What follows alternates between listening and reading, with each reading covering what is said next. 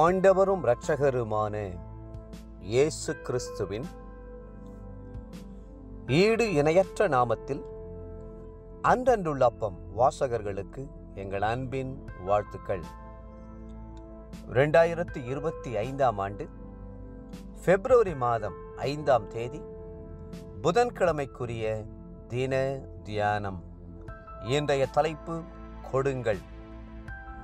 லூக்கா 24:30 சொல்லுகிறது, அவர்களோடே அவர் பந்தி இருக்கையில் அவர் அப்பத்தை எடுத்து ஆசீர்வதித்து அதை பிட்டு அவர்களுக்கு கொடுத்தார். எம்மாவூருக்கு போன சீஷர்கள் இயேசுவை தங்களுடைய வீட்டுக்கு வருந்தி அழைத்தார்கள். இயேசு உள்ளே வந்தபோது அவருக்கு முன்பாக அப்பத்தை கொண்டு வந்து வைத்தார்கள். இயேசுவுக்கு விருந்து கொடுத்தார்கள். இயேசு உங்களுடைய வீட்டுக்கு வரும்போது நீங்கள் அவரை கனம் பண்ண வேண்டும், அவரை உபசரிக்க வேண்டும். கர்த்தரை எப்படி கனம் பண்ணுவது?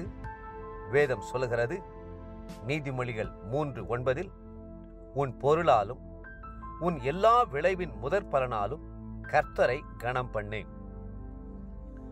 நாம் கர்த்தரை கனம் பண்ணும்போது அவர் நிச்சயமாகவே நம்மை கனம் பண்ணுவார். என்னை சிநேகிக்கிறவர்களை நான் சிநேகிப்பேன், என்னை கனம் பண்ணுகிறவனை நான் கனம் பண்ணுவேன் என்று அவர் வாக்களித்திருக்கிறார் அல்லவா? நம் பொருளாலும் முதற் பலனாலும் கர்த்தரை கனம் பண்ணும்போது நம்முடைய களஞ்சியங்கள் பூரணமாய் விளங்கும். நம் ஆலைகளில் திராட்சரசம் புரண்டோடும் என்று நீதிமொழிகள் 3:10 வேதத்தில் வாசிக்கிறோம்.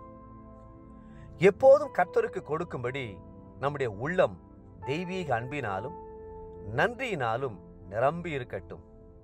ஒருவேளை கர்த்தருக்கென்று பொருட்களை கொடுக்க முடியாத சூழ்நிலை இருந்தால் அவர் விரும்புகிற ஸ்தோத்திர பலிகளை முழு இருதயத்தோடு நாம் அவருக்கு செலுத்தலாமே.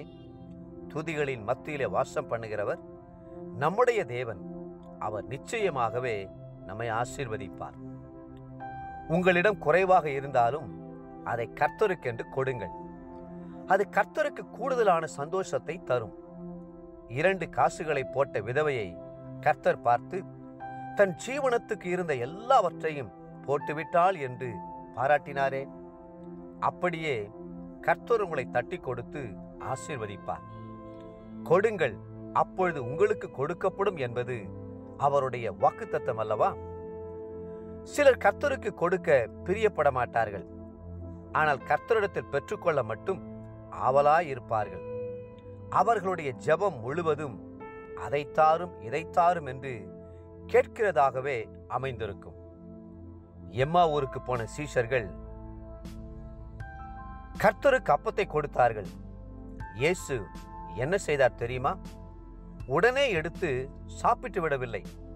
அதை எடுத்து பிட்டு ஆசீர்வதித்து மீண்டும் அவர்களுக்கே கொடுத்தார். நாம் கர்த்தருக்கு கொடுக்கும்போது கர்த்தர் ஆசீர்வதித்து திரும்ப நமக்கு கொடுக்கிறார். நம்முடைய பிள்ளைகளை ஊழியத்திற்கு அர்ப்பணிக்கும் போது பிள்ளைகளை ஆசீர்வதிக்கிறார். ஊழியத்திலும் ஆசீர்வாதம், நமக்கும் ஆசீர்வாதம். கர்த்தருக்குரிய பங்கை கர்த்தருக்கு கொடுக்கும் போது அது கர்த்தருடைய ஊழியத்திற்கு மேன்மை என்பதுடன் நம்முடைய குடும்பத்திலும் நிறைவையும் சமாதானத்தையும் கொண்டு வரும். அவர் திரும்ப கொடுக்கும்போது கொஞ்சமாய் கொடுப்பதில்லை. வானத்தின் பலகணிகளை திறந்து இடம் கொள்ளாமற் போக மட்டும் கொடுப்பார். அவர் அளந்து கொடுக்கிறவர் அல்ல, அள்ளி கொடுக்கிறவர். இன்றைய நினைவிற்கு ரோமர் 8:32, தம்முடைய குமாரன் என்றும் பாராமல் நம் எல்லாருக்காகவும் அவரை ஒப்பு கொடுத்தவர் அவரோடு கூட மற்ற எல்லாவற்றையும் நமக்கு அருளாதிருப்பது எப்படி?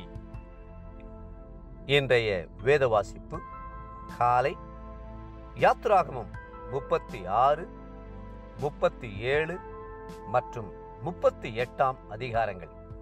மாலை மத்தேயு 23 அதிகாரம் 1 - 22 முடிய.